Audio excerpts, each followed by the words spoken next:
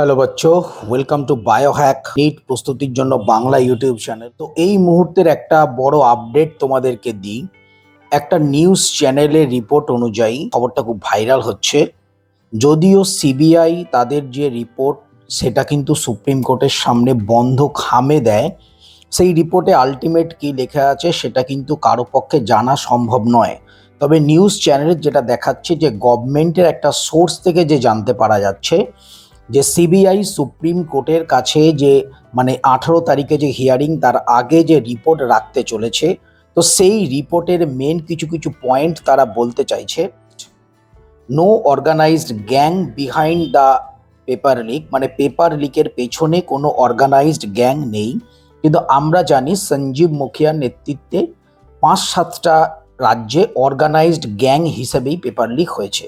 2 নম্বর যেটা বলতে চাইছে, extent of paper leak is limited, কিন্তু আমরা যেটা নিউজ চ্যানেলেই দেখেছি 7টা রাজ্যে 42 জন অ্যারেস্ট হয়েছে।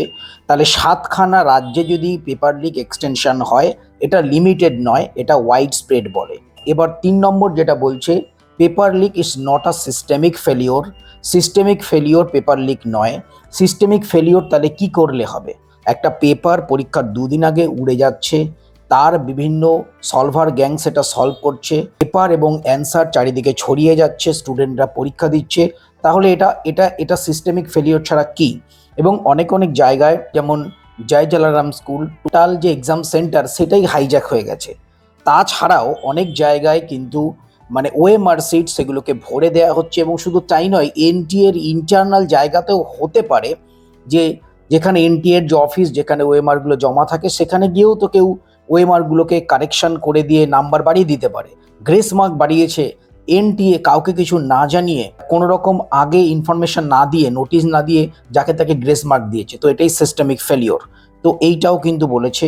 আচ্ছা, আরেকটা জিনিস বলেছে যে বেনিফিশিয়ারি নট মোর দ্যান 100, 100 জনের বেশি বেনিফিশিয়ারি নয়। আচ্ছা, নিটের একটা পেপারটার দাম 35 থেকে 40 লক্ষ টাকা, সেটা কি হরির লুটের বাতাসার মতো যে কয়েক হাজার কয়েক লক্ষ লিক হবে? 2015 সালে এআইপিএমটি যখন ক্যান্সেল হয়েছিল, তখন মাত্র 44 জনের কাছে পেপার পৌঁছেছিল। এখানে যদি 100 জন হয়, তাহলে এটা কেন ক্যান্সেল হবে না, তাই না? নিটের পেপার তো এরকম লক্ষ লক্ষ হাজার হাজার জনের কাছে যাবে না, কারণ একটা পেপারের দাম 35 থেকে 40 লক্ষ টাকা, সেটা দেখতে হবে।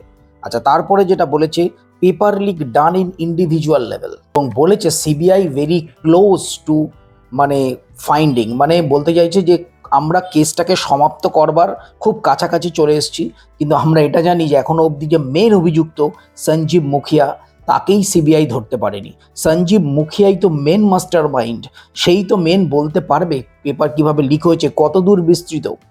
7 রাজ্য থেকে 42 জন শুধু অ্যারেস্ট হয়েছে, কত জনা এখন আনপ্রেডিক্টেড হিসাবে এদিক ওদিক ছড়িয়ে ছিটিয়ে রয়েছে।